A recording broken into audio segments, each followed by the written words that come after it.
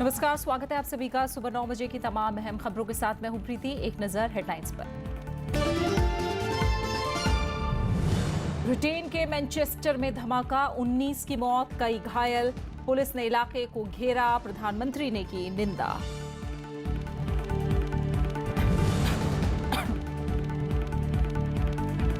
सुकमा हमले में सामने आई कमांडरों की नाकामी, सीआरपीएफ ने गृह मंत्रालय को सौंपी रिपोर्ट। स्थानीय लोगों ने की नक्सलियों की मदद।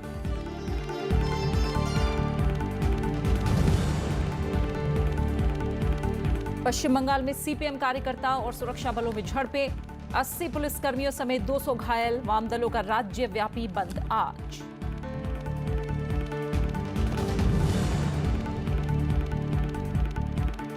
राज्यसभा की 10 सीटों के लिए टला चुनाव, आयोग का 5 राज्यों के अधिकारियों को निर्देश, ईवीएम भेजने के लिए रहें तैयार।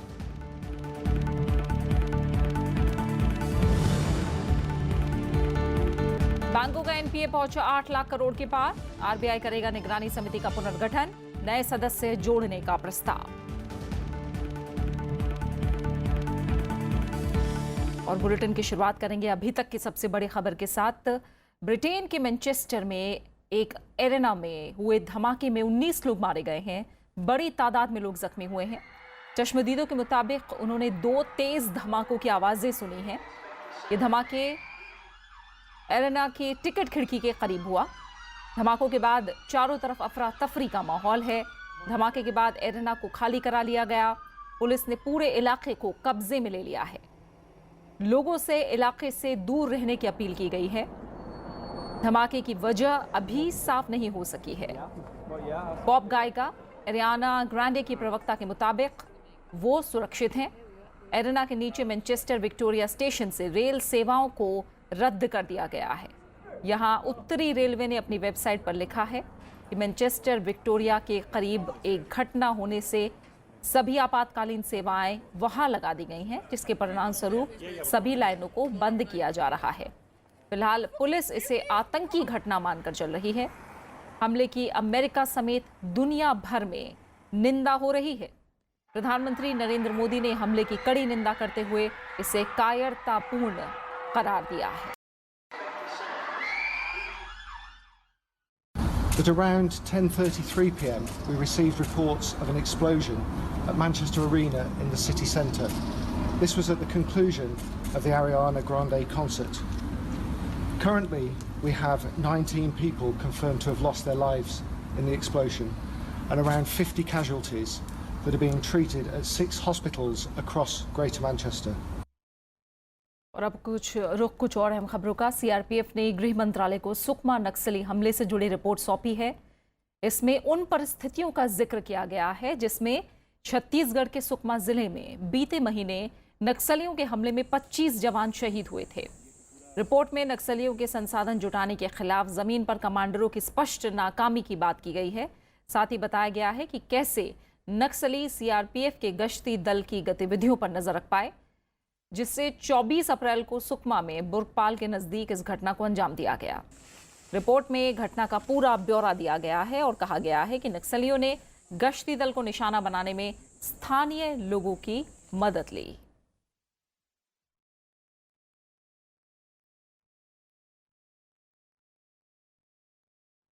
कोलकाता में सोमवार को वामपंथी दलों के विरोध प्रदर्शन के दौरान भड़की हिंसा में 100 से ज्यादा वाम कार्यकर्ता और 79 पुलिसकर्मी घायल हो गए। प्रदर्शनकारियों की हिंसा पर उतारू होने के बाद पुलिस बल ने उन पर काबू पाने के लिए लाठीचार्ज किया और आंसू गैस के गोले दागे। प्रदर्शनकारियों को काबू में करने के लिए भारी संख्या में पुलिस बल और आरएएफ तैनात किया गया था। संघर्ष में 11 वाम विधायकों समेत 217 लोगों को हिंसा और आंदोलन के दौरान निषेधाज्ञा का उल्लंघन करने के लिए गिरफ्तार किया गया है। वामपंथी दलों ने राज्य सरकार के खिलाफ प्रदर्शन बुलाया था। टीएमसी ने इसे वाम दलों की हताशा करार दिया है। इस हिंसा के बाद आज वाम दलों ने राज्यव्यापी बंद का ऐलान किया है। Chief Minister has fled away. This is most unfortunate. The peasants, the workers, the youth, the students, the women, all have gathered with their demand. And the Chief Minister, she doesn't have the courage to face the people. And she has deployed armed police, but she cannot destroy this movement. चुनाव आयोग ने राज्यसभा की 10 सीटों के लिए घोषित चुनाव को फिलहाल टाल दिया है। इन सीटों के लिए 8 जून को मतदान कराया जाना था। आयोग ने राज्यसभा के चुनाव कराने की 16 मई को जारी घोषणा वापस ले ली है। जुलाई में होने वाले राष्ट्रपति चुनाव और 3 जून से शुरू हो रही ईवीएम चुनौती के मद्देनजर चुनाव आयोग ने गोवा, गुजरात और पश्चिम बंगाल में राज्यसभा की 10 सीटों के लिए होने वाले चुनाव टाल दिए हैं। चुनाव आयोग की तरफ से जारी बयान में कहा गया है कि उसने राज्यसभा सीटों पर चुनाव की घोषणा वाले 16 मई के अपने प्रेस नोट को वापस लेने का फैसला किया है। आयोग के मुताबिक नई तारीखें सही समय पर बताई जाएंगी। 8 जून को पश्चिम बंगाल की 6, गुजरात की 3 और गोवा की 1 सीट के लिए चुनाव होना था। जिन 10 सांसदों का कार्यकाल पूरा हो रहा है उनमें तृणमूल कांग्रेस के 4, कांग्रेस के 3, बीजेपी के 2 और सीपीएम के 1 सदस्य हैं। जिन प्रमुख नेताओं का कार्यकाल खत्म होने जा रहा है उनमें केंद्रीय कपड़ा मंत्री स्मृति ईरानी, कांग्रेस अध्यक्ष सोनिया गांधी के राजनीतिक सलाहकार अहमद पटेल और सीपीएम के महासचिव सीताराम येचुरी शामिल हैं। वहीं चुनाव आयोग ने हाल में विधानसभा चुनाव वाले 5 राज्यों के मुख्य चुनाव अधिकारियों को भी निर्देश जारी किया है।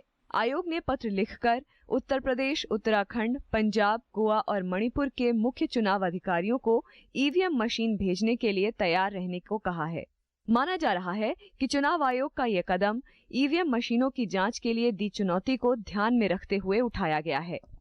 हाल ही में हुए इन 5 राज्यों में विधानसभा चुनाव के बाद बीएसपी प्रमुख मायावती समेत कई विपक्षी दलों ने ईवीएम में गड़बड़ी का आरोप लगाया था। इसके बाद दिल्ली के एमसीडी चुनाव में करारी हार के बाद राज्य में सत्ताधारी पार्टी आम आदमी पार्टी ने भी गड़बड़ी का आरोप लगाया था। यही नहीं, आप विधायक सौरभ भारद्वाज ने दिल्ली विधानसभा में ईवीएम हैक करने का डेमो दिखाया था। Bureau report, Rajya Sabha TV. 2 दिन के गुजरात दौरे पर गए प्रधानमंत्री नरेंद्र मोदी ने सोमवार को कांडला में 900 करोड़ से ज्यादा लागत वाली आधा दर्जन योजनाओं का शिलान्यास किया। इस मौके पर प्रधानमंत्री ने कहा कि देश के विकास और व्यापार को बढ़ावा देने में बंदरगाहों का बड़ा योगदान है। सोमवार को 2 दिन के दौरे पर गुजरात पहुंचे प्रधानमंत्री नरेंद्र मोदी का भुज हवाई अड्डे पर मुख्यमंत्री विजय रूपाणी समेत कई नेताओं ने स्वागत किया। इसके बाद प्रधानमंत्री ने कांडला में बंदरगाह से जुड़े विकास कार्यों और रेलवे ओवरब्रिज समेत आधा दर्जन परियोजनाओं का शिलान्यास किया। इस मौके पर प्रधानमंत्री ने कहा कि वैश्विक व्यापार में जगह बनाने के लिए अच्छे बंदरगाह बेहद जरूरी हैं।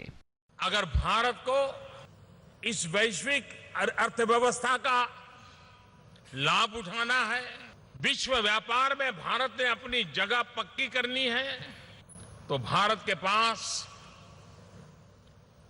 उत्तम से उत्तम व्यवस्था वाले बंदरों का होना बहुत जरूरी है। इससे पहले प्रधानमंत्री ने एक रोड शो में हिस्सा लिया। इस मौके पर प्रधानमंत्री ने लोगों का आभार व्यक्त किया। प्रधानमंत्री ने भचाऊ में नर्मदा जलापूर्ति परियोजनाओं के पंप हाउस का लोकार्पण भी किया। 2022 तक हमारा सपना है हिंदुस्तान के गरीब से गरीब परिवार को भी रहने के लिए अपना खुद का घर हो, और घर में बिजली भी हो, घर में पानी भी हो, घर में शौचालय भी हो, ऐसा घर उसको मिले, ये बहुत बड़ा सपना लेकर के काम चला रहा है। अपने दौरे के आखिरी दिन कल गांधीनगर के महात्मा मंदिर में अफ्रीकी विकास बैंक समूह की वार्षिक आम सभा का उद्घाटन करेंगे। इसके बाद दोपहर में वो नई दिल्ली लौट जाएंगे। Bureau report, Rajya Sabha TV. All India Muslim personal law board ने सुप्रीम कोर्ट में 3 तलाक मामले में नया हलफनामा दाखिल किया है। बोर्ड ने कोर्ट से कहा है कि काजियों को इस मामले में एडवाइजरी जारी की जाएगी और निकाह के वक्त दूल्हों को 3 तलाक का रास्ता नहीं अपनाने की सलाह दी जाएगी। इसके साथ ही मुस्लिम पर्सनल लॉ बोर्ड ने हलफनामे में कहा है कि 3 तलाक शरीयत के तहत अवांछनीय परंपरा है, इसलिए निकाहनामे में इसकी अनुमति देने का कोई प्रावधान नहीं होना चाहिए। All India Muslim personal law board ने कहा है कि मुस्लिम दंपति को शरीयत को ध्यान में रखते हुए आपसी विवाद सुलझाने होंगे। बोर्ड ने विवाद को सुलझाने के लिए किसी मध्यस्थ की मदद लेने, एक ही बार में 3 तलाक देने वालों के सामाजिक बहिष्कार, गर्भवती महिला को तलाक ना देने जैसी बातें भी कही हैं। आमतौर से लोग तलाक का जिक्र नहीं किया करते थे। अब तलाक के बारे में खास तौर से औरत या उसके घर वाले अगर कोई बात कहते हैं, शौहर की भाई हमको ये बात आना चाहिए कि शौहर एक वक्त में 3 तलाक नहीं देगा बगैर किसी जवाज़ के, तो ये बात निकाहनामे में शामिल की जा सकती है। और अगर निकाहनामे में शामिल हो जाती है तो फिर शौहर जो है वो 3 तलाक एक वक्त में नहीं दे सकता। कोर्ट से ये पूछ लें कि आप कैसे सारे काजी को एडवाइजरी जारी कर सकते हो। सारे काजी इनके अंडर में नहीं आते, ऐसा कोई इनके पास लीगल सैंक्टिटी नहीं है, ना रिलीजियस सैंक्टिटी है कि सारे काजी को गवर्न करेंगे। तो ये सारी चीजें जो हैं वो गुमराही की तरफ, गुमराह करने की तरफ ले जाती हैं। कोयला आवंटन घोटाले में सीबीआई की स्पेशल कोर्ट ने कल सजा का ऐलान किया। कोर्ट ने पूर्व कोयला सचिव एचसी गुप्ता और 2 पूर्व अधिकारियों को 2 साल की कैद की सजा सुनाई है। साथ ही 1 लाख रुपए का जुर्माना भी लगाया है।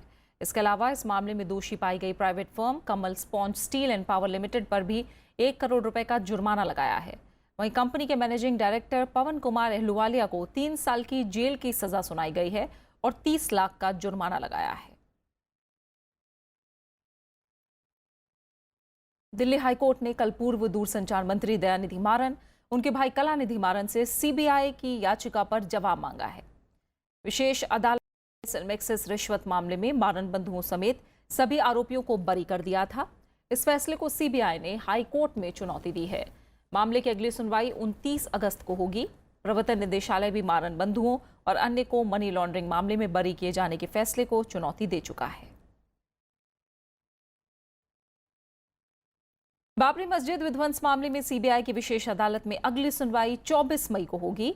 सुप्रीम कोर्ट के आदेश के बाद विशेष अदालत में 20 मई को मामले की दैनिक आधार पर सुनवाई शुरू की गई थी, लेकिन 6 में से 1 अभियुक्त सतीश प्रधान अदालत में पेश नहीं हुए। इसके बाद सुनवाई बुधवार तक के लिए टाल दी गई। सुप्रीम कोर्ट ने 19 अप्रैल को आदेश दिया था कि स्पेशल कोर्ट मामले की रोजाना सुनवाई करे और 2 साल के अंदर अपना फैसला सुनाए। आय से अधिक संपत्ति के मामले में हिमाचल प्रदेश के मुख्यमंत्री वीरभद्र सिंह और उनकी पत्नी प्रतिभा सिंह दिल्ली की एक स्पेशल कोर्ट में पेश हुए और जमानत की अपील की। सीबीआई ने आरोपियों की जमानत याचिकाओं पर जवाब देने के लिए समय मांगा है। कोर्ट ने मामले में अगली सुनवाई के लिए 29 मई की तारीख तय की है और सीबीआई की ओर से दायर आरोप पत्र में कहा है कि वीरभद्र सिंह और उनके परिवार के सदस्यों ने करोड़ों रुपए की संपत्ति बनाई है, जो उनकी आय के ज्ञात स्रोत से ज्यादा है। आप बने रहिए हमारे साथ, लौट रहे हैं एक छोटे से ब्रेक के बाद।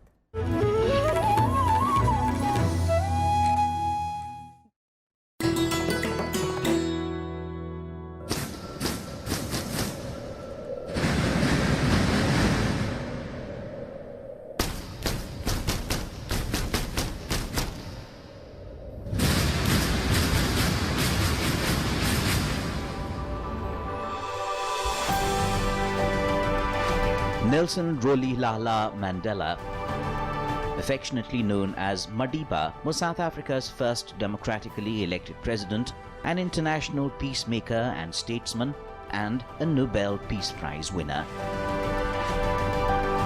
Through a long career as an activist, Mandela was a crusader for equal rights for South Africa's black majority.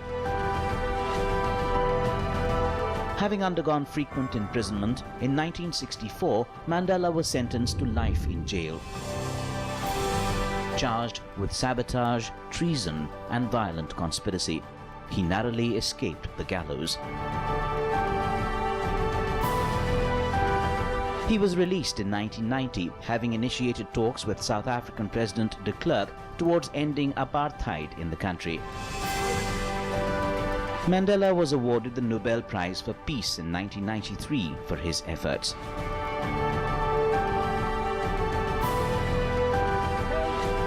In April 1994, the Mandela-led African National Congress won South Africa's first elections by universal suffrage.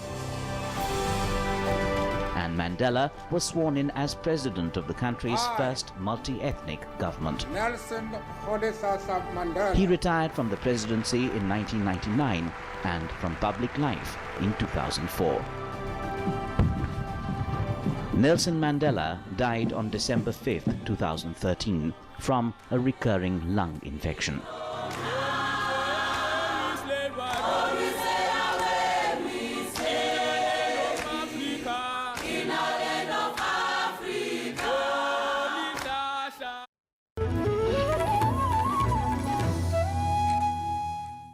राष्ट्रीय मानवाधिकार आयोग ने 7 लोगों की हत्या के मामले में झारखंड के डीजीपी को नोटिस जारी किया है। आयोग ने 4 हफ्ते में नोटिस का जवाब देने के लिए कहा है। मामले में मुख्यमंत्री रघुवर दास ने जांच के आदेश दिए हैं। अब तक 20 लोगों की गिरफ्तारी भी हो चुकी है। पिछले हफ्ते जमशेदपुर में बच्चा चोरी के आरोप में भीड़ ने 7 लोगों की पीट कर हत्या कर दी थी। इस दौरान उग्र भीड़ ने पुलिस के 2 गाड़ियों में आग भी लगा दी थी। जब सुरक्षा बल घटनास्थल पर पहुंचा तो लोगों ने पत्थरबाजी भी की। इस दौरान कई पुलिसकर्मी घायल हुए।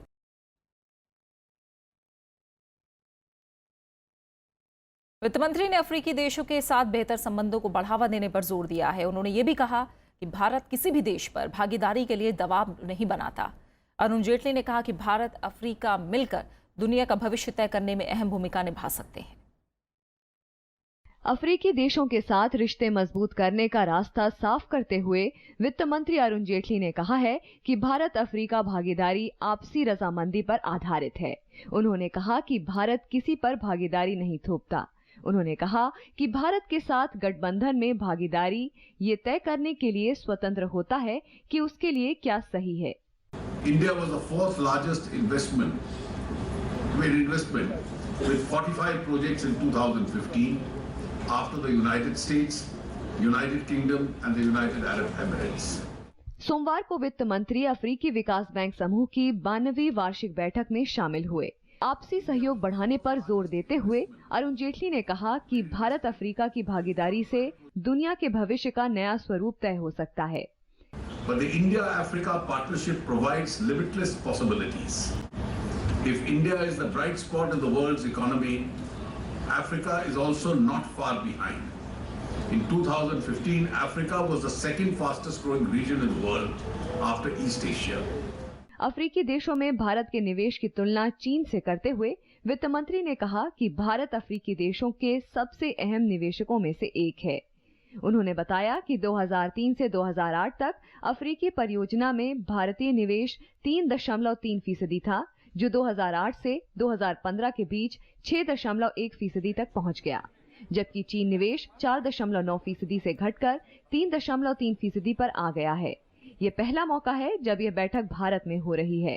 Bureau report, Rajya Sabha TV. भारतीय रिजर्व बैंक ने अपने अंतर्गत निगरानी समिति का पुनर्गठन करने का फैसला किया है।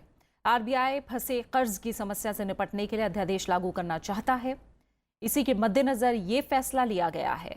अध्यादेश के मुताबिक आरबीआई किसी भी बैंक को आईबीसी के तहत चूक के संदर्भ में शोधन समाधान प्रक्रिया के लिए कार्रवाई शुरू करने का निर्देश दे सकता है। इसके साथ ही समिति में सदस्यों की संख्या बढ़ाने का प्रस्ताव भी किया गया है। आरबीआई के मुताबिक ऐसे मामलों के समाधान के लिए जिम्मेदारी का आवंटन जल्द ही किया जा सकेगा। फिलहाल आरबीआई की निगरानी समिति में 2 ही सदस्य हैं। इस समिति का गठन भारतीय बैंक संघ ने किया। इसके अलावा आरबीआई एक समिति भी बनाएगा जिसमें बहुसंख्यक निदेशक मंडल के स्वतंत्र सदस्य होंगे। ये समिति इस तरह के मामलों में सलाह देगी। भारत में बैंकों में फंसे हुए कर्ज की रकम 8 लाख करोड़ रुपए से ज्यादा हो गई है। दिल्ली हाईकोर्ट ने सीबीएसई के अंक मॉडरेशन नीति में बदलाव के फैसले को अनुचित और गैर जिम्मेदाराना बताया है।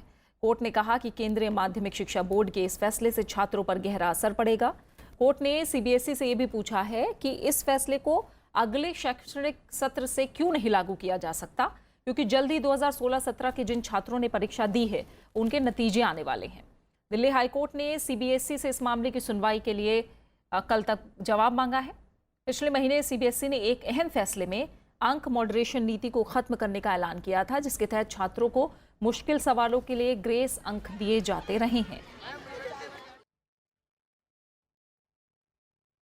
कर्नाटक कैडर के आईएएस अधिकारी अनुराग तिवारी की संदिग्ध मौत की सीबीआई जांच होगी। उत्तर प्रदेश सरकार ने इस मामले की सीबीआई जांच की सिफारिश की है। परिवार के लोग इस मामले में निष्पक्ष जांच की मांग कर रहे थे। अनुराग तिवारी परिवार ने कल मुख्यमंत्री योगी आदित्यनाथ से मुलाकात की थी। मुख्यमंत्री ने उन्हें जांच का भरोसा दिया था। लखनऊ के हजरतगंज थाने में पुलिस ने अज्ञात लोगों के खिलाफ मामला दर्ज कर लिया है। इस मामले की जांच कर रही एसआईटी ने कर्नाटक सरकार से अनुराग तिवारी से जुड़े कई सवालों के जवाब मांगे हैं।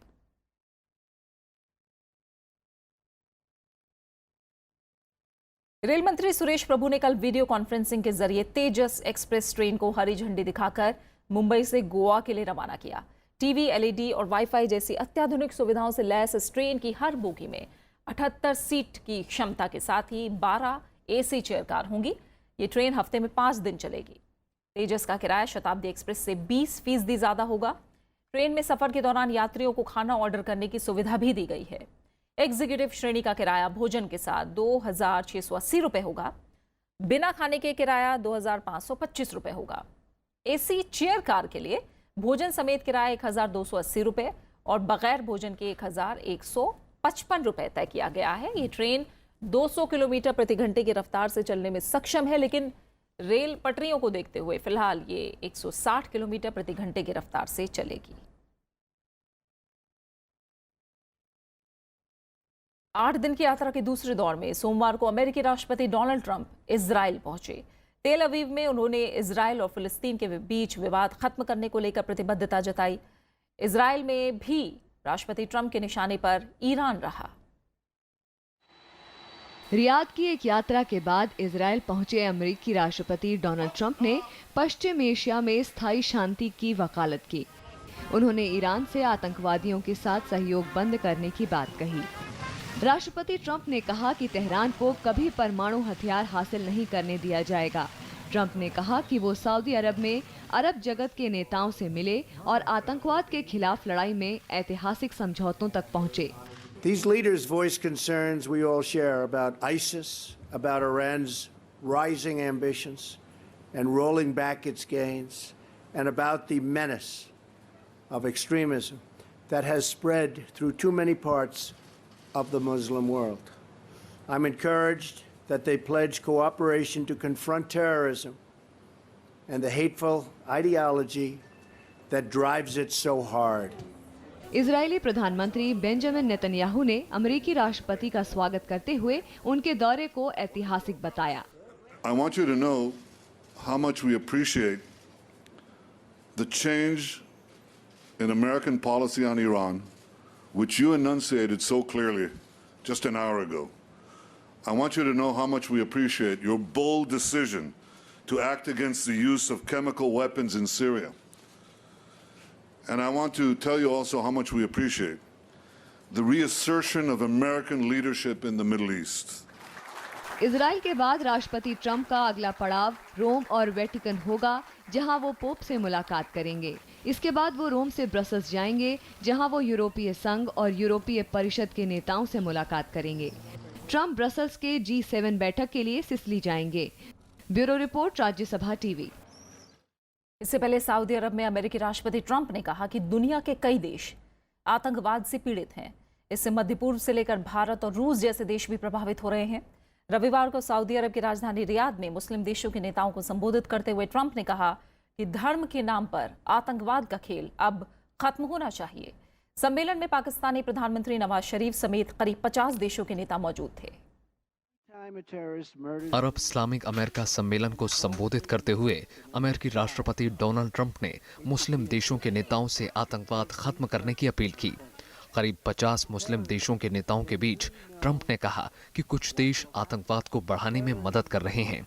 उन्होंने कहा कि मध्य पूर्व के अलावा भारत और रूस जैसे देश भी आतंकवाद से पीड़ित हैं और इसका खात्मा अब जरूरी है। If we do not act against this organized terror, then we know what will happen and what will be the end result. Terrorism's devastation of life will continue to spread. Peaceful societies will become engulfed by violence, and the futures of many generations will be sadly squandered. अमेरिकी राष्ट्रपति ने अपने संबोधन में Iran पर सामुदायिक हिंसा और अस्थिरता को बढ़ावा देने का आरोप भी लगाया। उन्होंने कहा कि इजराइल और फिलिस्तीनियों के बीच शांति समझौता संभव है। डोनाल्ड ट्रंप ने दावा किया कि अमेरिका का लक्ष्य शांति, सुरक्षा और संपन्नता है। साथ ही उन्होंने मध्य पूर्व के देशों को आपसी दुश्मनी खत्म कर शांति कायम करने की अपील भी की। America is prepared to stand with you in pursuit of shared interests and common security. But the nations of the Middle East cannot wait for American power to crush this enemy for them. The nations of the Middle East will have to decide what kind of future they want for themselves. राष्ट्रपति बनने के बाद Donald Trump का ये पहला विदेश दौरा है। इस 8 दिन के दौरे में सऊदी अरब और इजराइल के अलावा उन्हें फलस्तीन, ब्रसेल्स, वेटिकन और सिसिली भी जाना है। इस दौरे को अमेरिकी विदेश नीति में ओबामा प्रशासन के दौरान हुए बदलावों को उलटने की कोशिश भी माना जा रहा है। Bureau report, Rajya Sabha TV. गृहमंत्री राजनाथ सिंह ने सोमवार को इंडिया 2017 ईयर बुक का विमोचन किया। इस किताब को गृह सचिव राजीव महर्षि ने लिखा है। इस मौके पर गृहमंत्री ने कहा कि ये किताब किसी भी पीढ़ी के लोग पढ़ सकते हैं, ये सबके लिए उपयोगी है। उन्होंने कहा कि भारत के सामाजिक, आर्थिक, भौगोलिक और सांस्कृतिक ताने बाने को समझने के लिए ये पुस्तक बहुत प्रासंगिक है। बात मौसम की। दिल्ली समेत कई राज्यों में बारिश से मौसम सुहावना हो गया है। उत्तराखंड में भारी बारिश के आसार हैं। मौसम विभाग ने अगले 24 घंटों में भारी बारिश की चेतावनी दी है। मौसम विभाग की चेतावनी के बाद भूस्खलन को देखते हुए लोगों को एहतियात बरतने की सलाह दी गई है। उत्तर भारत में मौसम मिजाज बदल गया है। सोमवार को भी सुबह हल्की फुहार के बाद दोपहर को भी हल्की बूंदाबांदी और आसमान में बादल छाए रहने से तापमान में काफी गिरावट दर्ज की गई।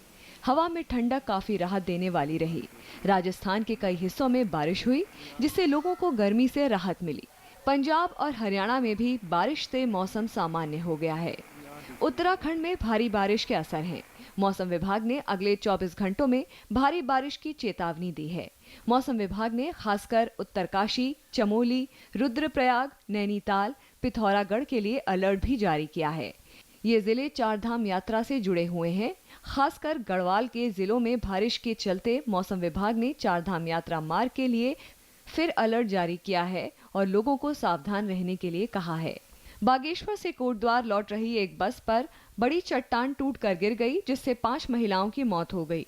जमशेदपुर के साकची में 3 महिलाओं की दबकर मौत हो गई। दक्षिण भारत में गर्मी का कहर जारी है। तेलंगाना भी लू की चपेट में है। राज्य के रामागुंडम में सबसे ज्यादा 45 डिग्री सेल्सियस पारा दर्ज किया गया है। Bureau report, Rajya Sabha TV. और अब आखिर में हेडलाइंस। ब्रिटेन के मैनचेस्टर में धमाका, 19 की मौत, कई घायल। पुलिस ने इलाके को घेरा। प्रधानमंत्री ने की निंदा।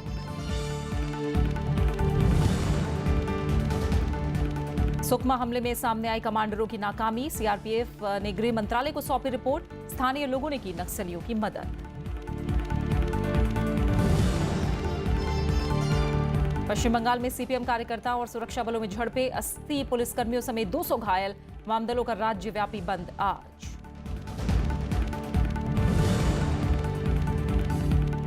राज्यसभा की 10 सीटों के लिए टला चुनाव। आयोग का 5 राज्यों के अधिकारियों को निर्देश, ईवीएम भेजने के लिए रहें तैयार।